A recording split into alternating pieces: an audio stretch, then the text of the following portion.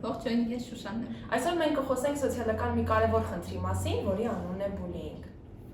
Ինչ է բուլինգը։ Բուլինգը իր ներկայիս տերմինն է ստացել դեռևս 1710 թվականից։ Այն որևէ անձի նկատմամբ մեկ այլ անձի կողմից ֆիզիկական կամ հոգեբանական բռնության դրսևորում է, որը ունի շարունակական բնույթ։ Բուլինգ երևույթը բավականին առեղծվածային է, քանի որ այն մինչ այսօր չի գտել իր հիմնական բնութագրումը։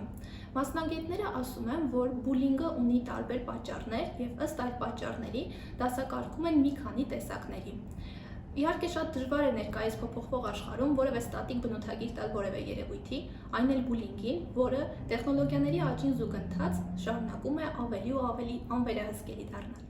Բուլինգը տարածված է աշխարհի տարբեր երկրներում եւ տարբեր մշակույթներում, սակայն ամենաշատը հանդիպում է այն երկրներում, որտեղ բռնությունը եւ սոցիալական անհանդուրժողականությունը ամենատարածվածն են։ Մարդկանց մեծամասնությունը բուլինգը պատկերացնում է միայն ֆիզիկական գործողությունների դրսևորմամբ, սակայն գոյություն ունեն բուլինգի մի քանի տեսակներ։ Օրինակ, ֆիզիկական բուլինգը բուլինգի ամենատարածված ձևերից մեկն է։ Այստեղ բուլերը, այսինքն ահաբեկողը, օգտագործում է ֆիզիկական գործողություններ, վերահսկողություն եւ իշխանություն ձեռք բերելու համար։ Ֆիզիկական բուլինգի օրինակներ են քաշքշուկները, ապտակները, հարվածները եւ այլ ֆիզիկական գրոհները։ Ի տարբերություն բուլինգի այլ տեսակների, ֆիզիկական բուլինգը ամենահեշտ է նկատվում։ Բուլինգի հաջորդ տեսակը բանավորն է։ Բանավոր բուլինգ կիրառողները օգտագործում են անանուն կոչեր, վիրավորանքներ մեկ այլ անձի նվաստացնելու համար։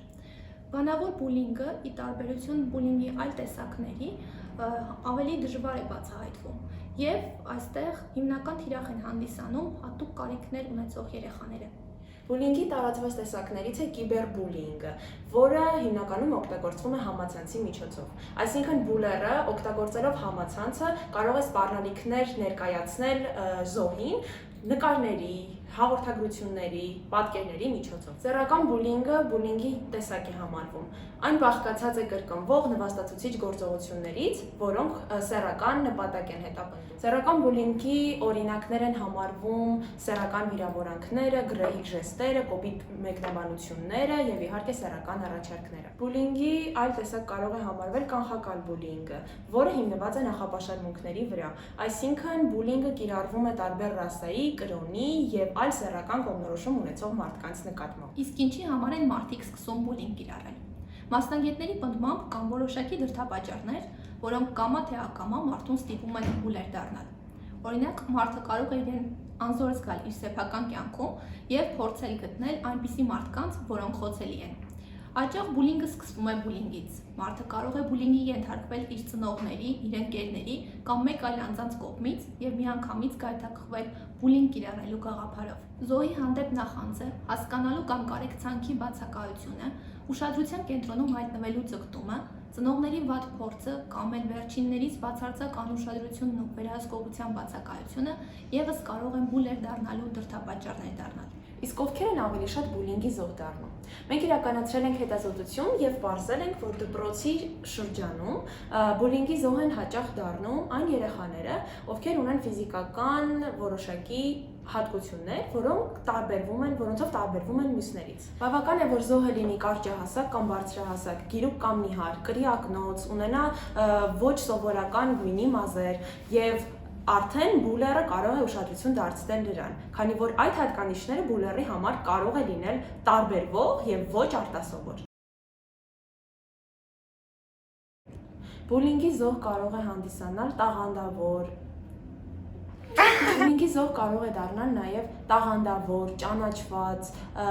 ստեղծարար աշակերտները, այսինքն նրանք, ովքեր տարբերվում են մյուսներից մի փոքր ավելի խելացիությամբ, ճկունությամբ եւ տաղանդով։ Խոսենք նաև ինտրովերտ աշակերտներից։ Ինտրովերտ աշակերտներն իրականում ավելի շատ են բուլինգի ենթարկվում, քանի որ նրանք ունեն ցածր ինքնագնահատական, հրաժեշտության բարդույթ, իրենց տեղը չեն գտել դասարանում եւ բնականաբար ավելի թիրախավորված են եւ թիրախ են համարվում բուլերների համար։ Թեպետ ներկայիս աշխարհում հիվանդություն կամ որևէ հաշվանդամություն ունեցող երեխաների նկատմամբ մարդկանց ուշադրությունը այլ ավելի է բարձրացել,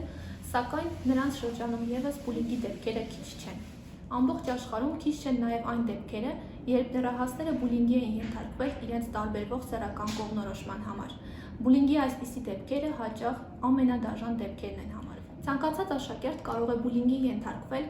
իր կրոնական կամ մշակութային հավատալիքների պատճառով։ Ինչպես նաև բուլինգի դեպքերը շատ են տարբեր ռասայի ներկայացուցիչների շրջանում։ Օրինակ, սպիտակամորթ աշակերտները կարող են առանձնացնել սևամորթներին և սկսել բուլինգ կիրառել նրանց նկատմամբ։ Ի դեպ, արդի հետազոտությունները ցույց են տալիս, որ ներկայիս աշխարհում սևամորթ աշակերտները ավելի քիչ են բուլինգի ենթարկվում, քան սպիտակամորթները։ Բուլինգը կարող է տեղ գտնել ամենուրեք՝ բակ, դպրոց, համալսարան, տուն, համացանց։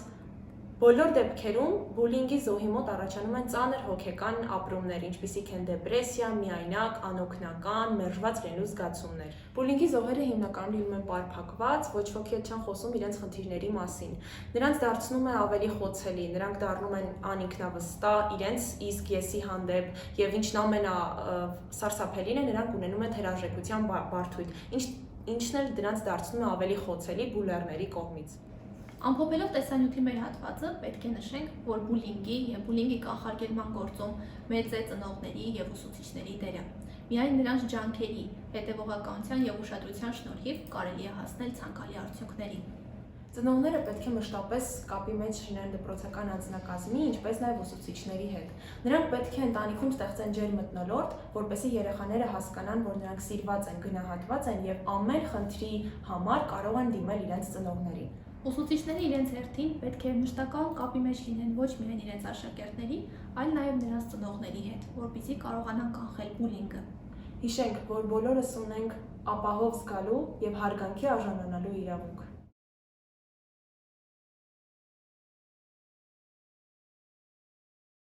Բարև ձեզ, ես Սիրին եմ, ինչպես հասկացաք, այսօրվա մեր խոսակցության թեման բուլինգն էր, Սեդան և Շուշանին կշարունակեմ, իմ պատմությամբ։ Ինձ համար բուլինգը չինքնահաստատված մարդու ինքնահաստատումն է մեկ ուրիշի ավելի թույլի նկատմամբ ու եթե նկատում եք բուլինգ, խնդրում եմ ուղղակի կանխեք դա, որովհետև բուլինգը կանխելով դուք փրկում եք մեկ հոգու կյանք։ Բուլինգը որպես այդպիսին ինձ հետ պատահել է դպրոցական տարիքում, փոքր ժամանակ